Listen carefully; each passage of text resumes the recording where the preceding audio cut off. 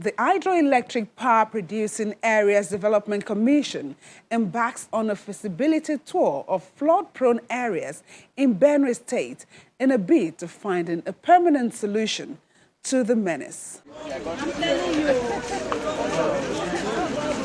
In August 2020, Benue State Governor Samuel ORTOM embarked on a tour of areas ravaged by flood after a heavy downpour within Makurdi, the state capital. Residents of BIPC quarters, as well as other settlements across the railway line, were the most affected.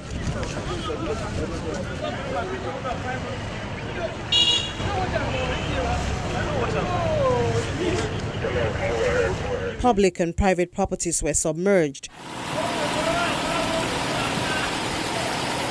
Roads caved in. 3 lives were reportedly lost to the flood.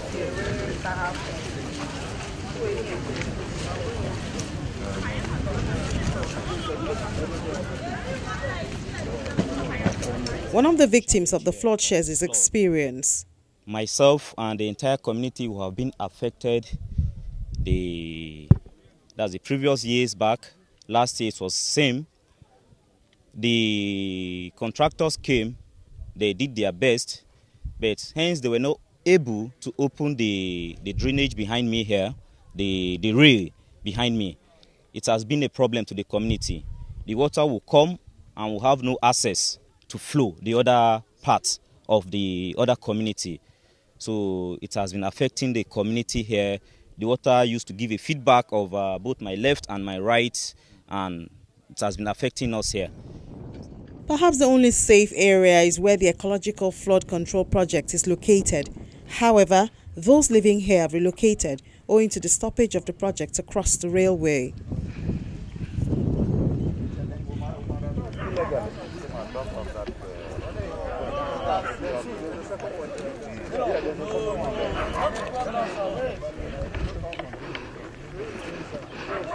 This project, the India Basin drainage, this is the phase 1.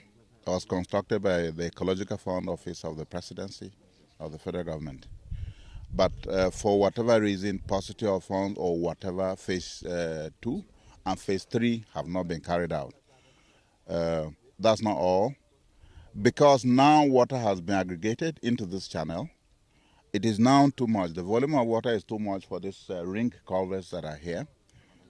So when there's heavy storms or when water is released from the dams, then it accumulates here. It cannot pass through, and then it floods the whole environment gets flooded.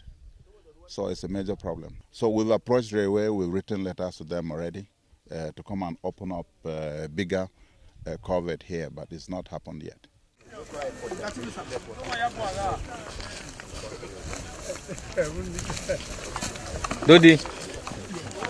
The leadership of Hydroelectric Power Producing Areas Development Commission, HYPADEC, the body responsible for tackling ecological menaces, pledges to liaise with the Railway Corporation to commence work controlling the menace facing the areas. We have listened to the Honourable Commissioner, and we'll look for a way, we'll hasten a way to collaborate with the Railway Corporation so that we can commence work on this challenge that faces the communities. From what the Commissioner says, most of these railway projects cannot be carried out without working together with the railway. He says as a policy of the railway, the engineers of the railway are the only ones that can carry out this work. So what we're going to do is when we get back to Abuja, we'll visit the Railway Corporation and we'll see how we can expedite action on this work. Generally, all the states that are part of the hydroelectricity power producing areas, we are going to address these issues. We are going to address these ecological challenges. We are going to address environmental degradation. We are going to address youth unemployment. We are going to address women empowerment. We are going to address social emancipation of the environment. And we are going to address the issue of power, steady power to the communities, so that they cannot be suffering from the existence of the dams and yet not benefiting from them. That is why Mr. President Muhammad Buhari decided to inaugurate this commission and gave us a marching order that he doesn't want the recurring cases of flooding to be disturbing the communities. And that is why we are here as part of our familiarization tour.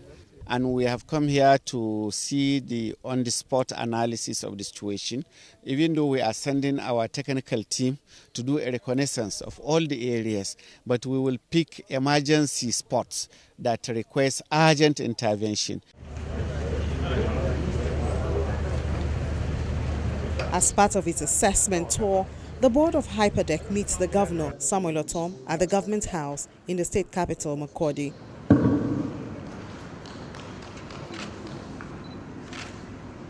During the meeting, Governor ORTOM advocates the need for equitable distribution of ecological fund projects to ensure fairness. Leadership is not an easy task. As we are here, even twins, you can see some kind of difference in them. We are not the same, our voices are not the same, our faces are not the same. And so when it comes to leadership, leading people who are diverse in different ways becomes a major challenge. So it requires wisdom from God to help you coordinate and give leadership. And for us, in a democratic setup, it may not be everybody you're pleasing, but once you're able to have a reasonable percentage, then you can go ahead, because democracy is about the majority of the people. And so my advice to all of you is to ensure that you're fair in what you're doing. Let there be equity, let there be justice. No one can fault you when you stand on those three pillars. Anything you're doing in this life, even if they do, tomorrow they will come back and appreciate the fact that you were fair, you ensured justice, and there was equity.